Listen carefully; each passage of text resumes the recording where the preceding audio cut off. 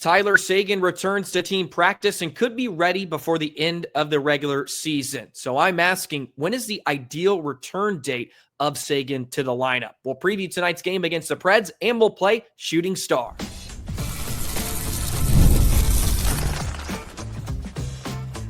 You're Locked On Stars, your daily podcast on the Dallas Stars. Part of the Locked On Podcast Network, your team every day.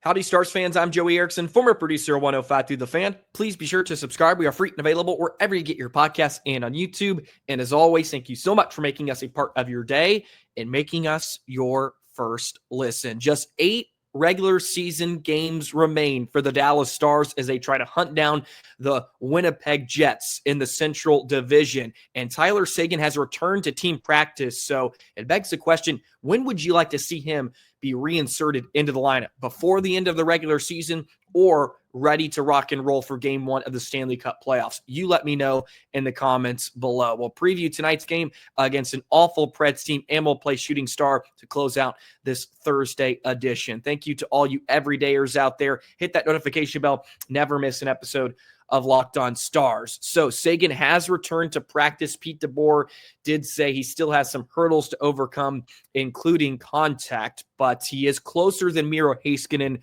which isn't much of a surprise. Seguin has been skating for a few weeks now, and just last week it got reported Miro returned to the ice. And we've talked about Seguin quite a bit. 20 points in 19 games this season. He had 9 goals before he went down and had to have surgery, just having a remarkable year. And there is some news and reports coming out of practice that he looks good, which shouldn't come as much of a surprise, but we'll see what he looks like, especially when game speed and physicality ramps up, notably in the Stanley Cup playoffs.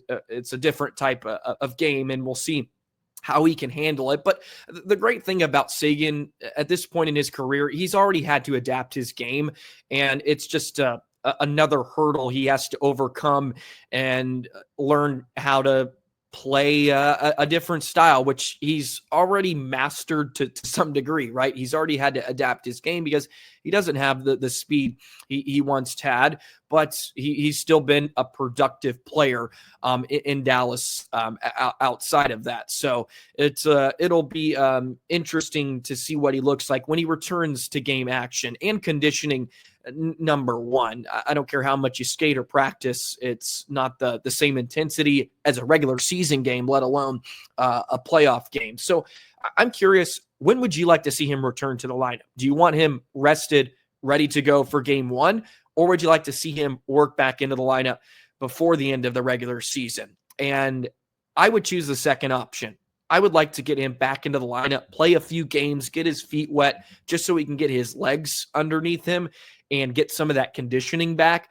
That way he can sort of ramp up towards the Stanley Cup playoffs. And look, he won't have a lot of runway either way, but if you could get him into a game before it's not 0 to 100 like it will be in round 1, give him some time to get his feel back. And look, he's coming off a surgery. That's a major operation done to your body. If I had an ideal return date, I think it would be April 12th against Utah. It's a home game on a Saturday night before they finish off the season on the road against Detroit in Nashville. You would like to have him ready for Winnipeg just to give you another offensive weapon, but that could be an intense, highly physical game and really could determine who wins the Central Division, because Dallas has closed the gap a bit. I don't know if that's an ideal return date for him, just to throw him into a playoff style intensity, whereas you could get him in against Utah at home against a club that's not in the playoff race, and just allow him to get his feet wet again. And against a Utah Hockey Club team, you've played very well against this season. And then you can get him on the road in Detroit and Nashville, a good road trip for him to end the regular season. And I think that will be a nice prerequisite, so to speak, for him to get some games under his belt before he's thrust into action in the Stanley Cup playoffs. So I think that would be my ideal return date. Who knows if it could be earlier?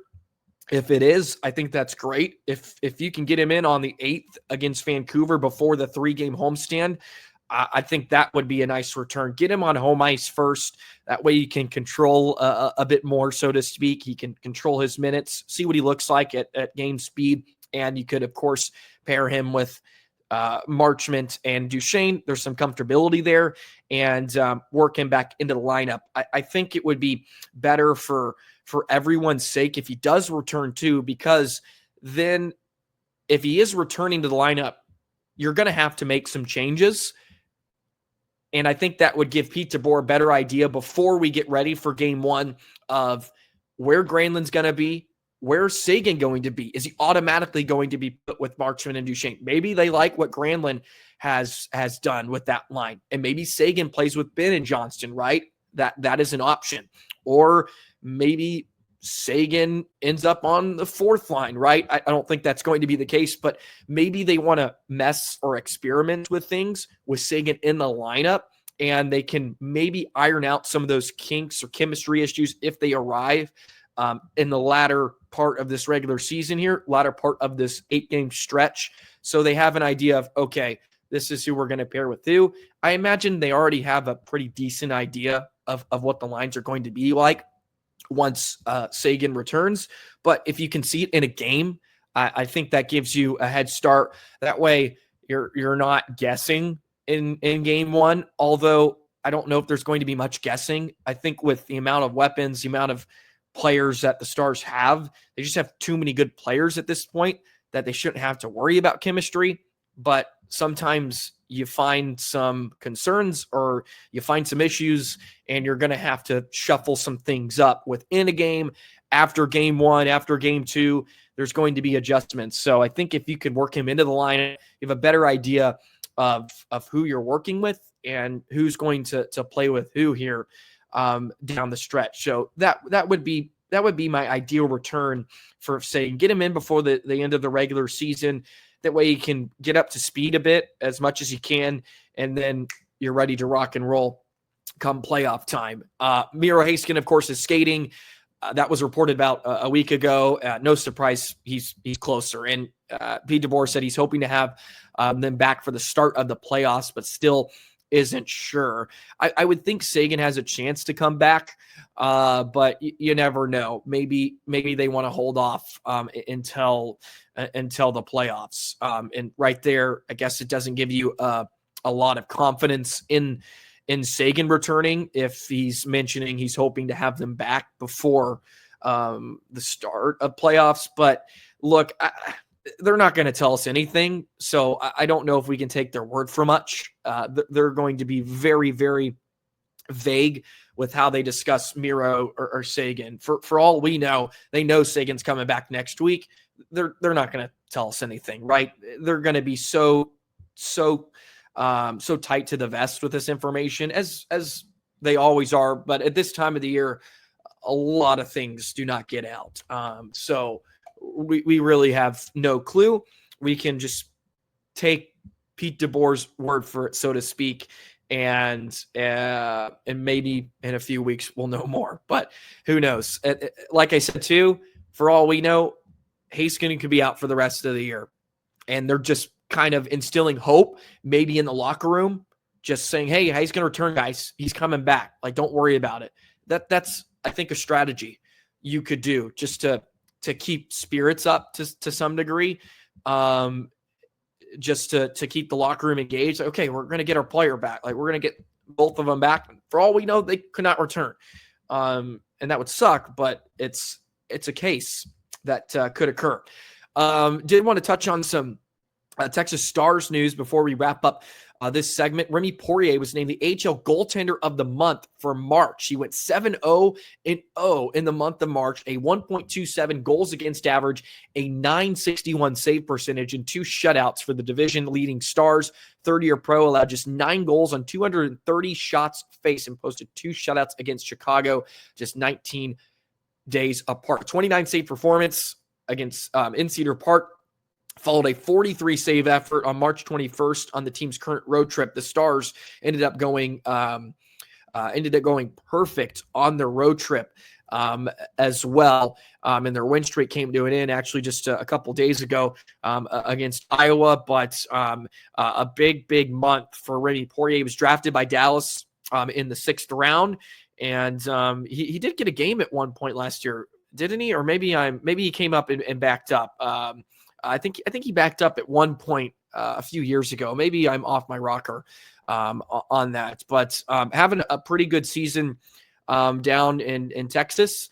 And congratulations to Remy Poirier for the AHL goaltender of the month. So I wanted to share some of that news here today as well. Share the Stars some love down in Cedar Park and having a great year once again. Stars usually win at all levels, and that's a good thing for the entire organization. Speaking of winning, Stars would like to pick up another 2 points tonight against a Preds team that's playing 3 games in 4 nights, and they're coming off a beatdown against Columbus. Let's do it again to the Preds. Let's have a repeat of Tuesday night for Nashville in Dallas. We'll discuss Nashville in just a moment.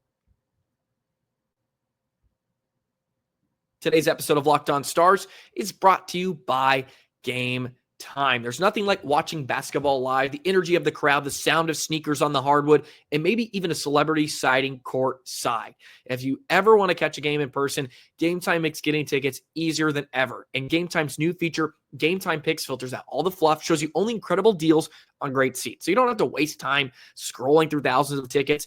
You just check your Game Time app. They have amazing deals on some of the huge matchups, and they have super deals giving the best bang for your buck. You can view the seat before you buy, no surprise fees, and a lowest price guarantee. You can book with total confidence. It's not just basketball games, ladies and gentlemen.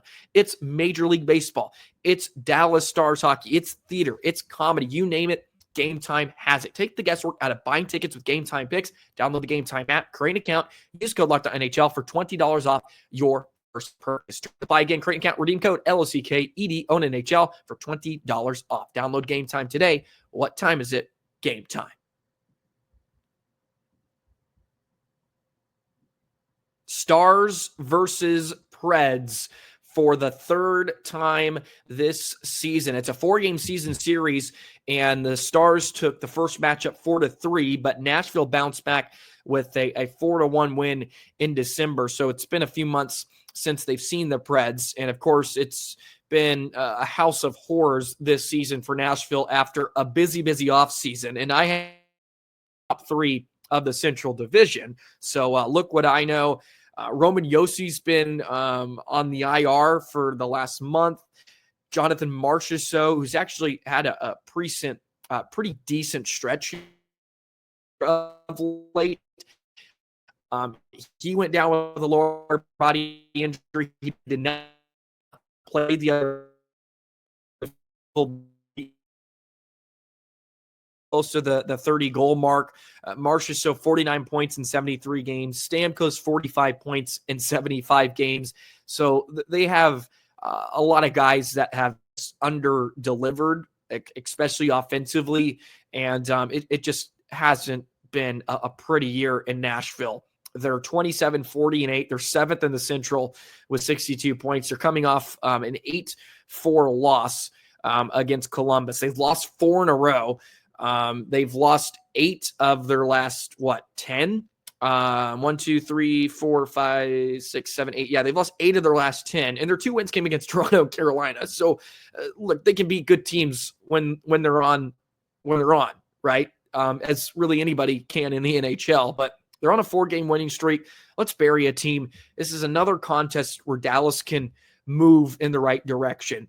In Seattle, had a couple of good games, couple of nice efforts, and in a couple of victories. Let's build off of that. Let's continue to find your game, and let's continue to play better and better each night heading into the playoffs, right? That's what it's all about right now for Dallas. And yeah, you still have some outer, I guess challenges, so to speak, maybe not obstacle, challenges. You can still win the West, right? So it's a big game. You need to beat these teams, and Dallas could win 50 games for back-to-back seasons if they pick up a victory. They're on 49 wins. Saros this season, 18-29-6, 2.99 goals against, and 895 save percentage. Not a great year from Saros in a lot of ways, but I don't know if the team in front of him has been very great. Their power plays 18th in the NHL. Their penalty kills 12th, so they're middling there. They don't score a lot. They're bottom third in both goals for and goals against this season, which I find baffling that this team cannot find the back of the net, or they're giving up as much as they are. 24th in the NHL in goals against, over 3 goals against, and they're just over 2.5 goals for per game. And really right now, all they can rely on is Philip Forsberg. But Luke Evangelista, who I've always liked, a bigger winger, a young player that they haven't got rid of yet, is lighting it up here recently. He's got 5 goals or 5 points in his last 5 games, including a pair of goals. So he's someone to look out for. Number 77 on Nashville, a big right winger that they haven't given up on yet. Of course, they made some moves at the deadline, but he's having a down year, but recently he's picked it up. Just 27 points in 61 games. They're just not scoring at all. I mean, you look at their top 6 scores, they're all minus goal differential. And I know plus minus can be a controversial statistic, but look, minus 20 for a player that has 29 goals, minus 26 for Marchessault. Stamkos is a minus 31. So it's just been awful for Nashville, and they're going to have to reset. And this is an opportunity for Dallas to take it to the Preds, continue to gain some confidence. Otter, I would think, is going to be in net. They've tried to work him in, and he's been excellent. Really doesn't matter who it is, DeSmith or him, or Otter. They're going to find a way to get the job done on any given night. So it'll be a fun one, I think. It'll be nice for Dallas to be back home. Stars have rattled off 6 wins in a row, and I would probably say in 5 of those games they were outplayed, maybe 4. I think 4 would be more exact. I think they outplayed Seattle in both wins. You could maybe argue for one of them that Seattle outplayed them, but at least 4 out of the last 6 wins, they've been outplayed, heavily outshot by their opponents. So I think you would see a pretty similar lineup. I know they went away from the winning lineup on Monday, but they were working back in. And Sam Steele, of course, was dealing with an injury. There was no update on him, so I imagine he's okay for the most part, which I would assume he's probably going to find himself back into the lineup tonight against Nashville. They're so bad this year. Why? Who knows? And look, some of you were right on the button about Nashville.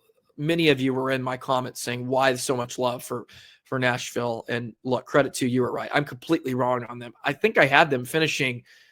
I'd have to look at I wrote down my predictions. I think I had them finishing 3rd. It could have been 2nd.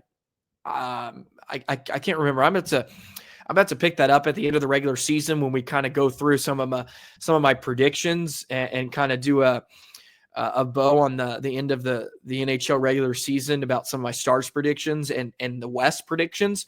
I think for the most part, though, I have a lot of the playoff teams right in the West because I had 5 teams making in the Central, and right now 5 teams would make it. I think the only team there's a couple I missed out on, Seattle and Los Angeles. I had Seattle making it. I had Los Angeles missing.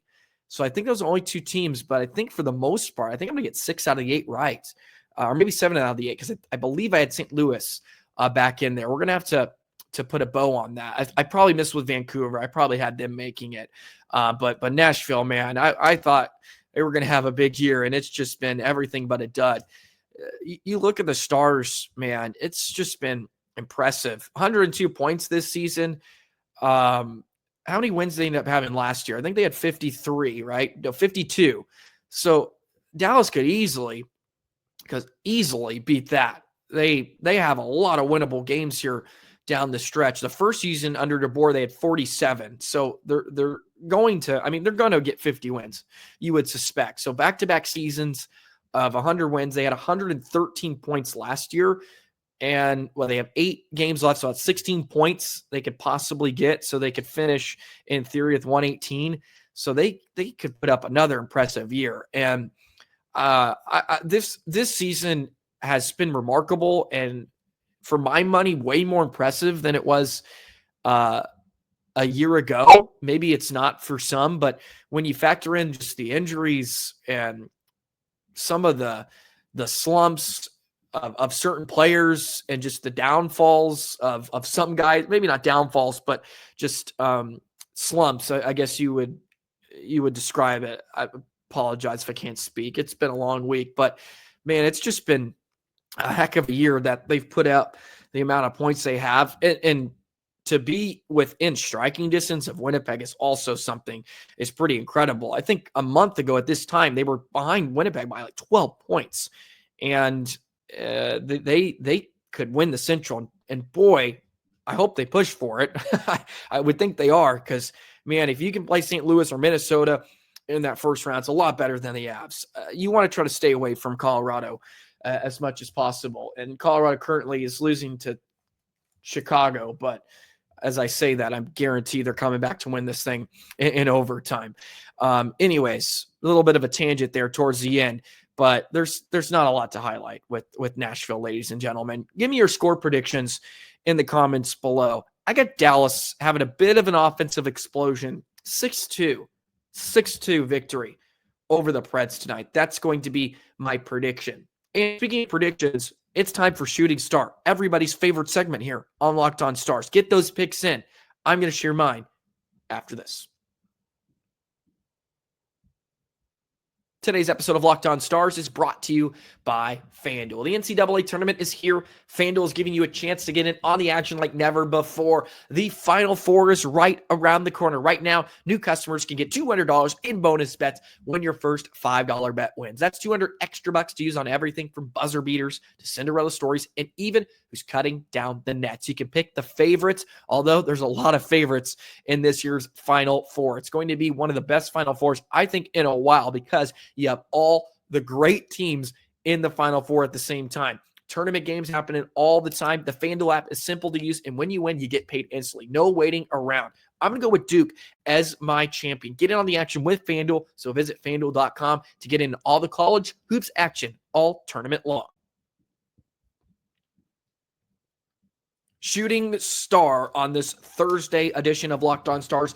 April 3rd, Stars rattled off an incredible month of March without playing very well. Can they finish strong in the month of April, taking on the Preds? Which leads me to my Shooting Star pick for tonight. As always, you can let me know in the comments, but be sure to vote via the YouTube community tab. I'll put some options up there for you, and you can get in there and choose your fighter, so to speak. I'm going to go with tonight's thinking about a goaltender, maybe, just because the goaltending's been lethal, but I did predict a 6-2 win, so someone's going to have a big night. I'm going to go Granlund. Granlund against his former club.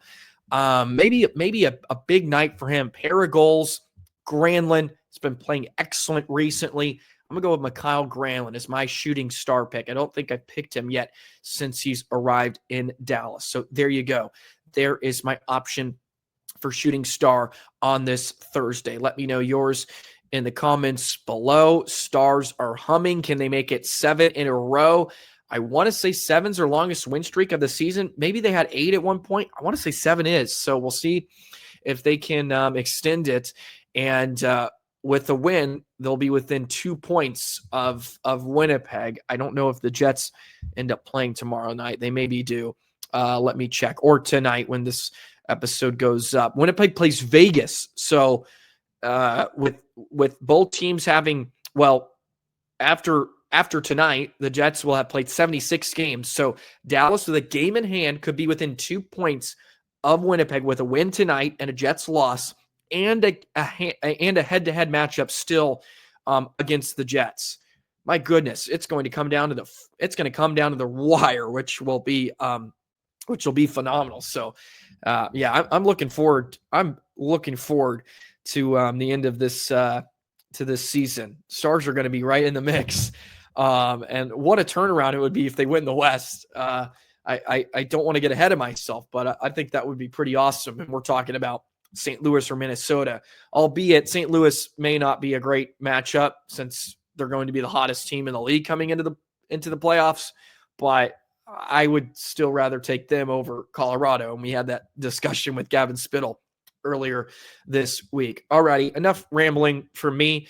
I appreciate all of you as always. We're going to be back tomorrow breaking down the entire game. I'll have nothing over the weekend. Going to be a busy final 2 games for the Ice Rays, wrapping up the regular season, which would be great. If the Ice Rays take care of business, they will have an off week next week before their first round of the playoffs. So I might be able to do a little extra stuff, extra content, extra episodes at least next week if the Ice Rays take care of business this weekend. So it's going to be a lot of fun-filled hockey weekend, and I hope you have a wonderful rest of your day. Stars fans, enjoy the game tonight. I got the Stars offensive explosion 6-2 over the Preds. Let me know in the comments below. We'll see you tomorrow. So long, Stars fans.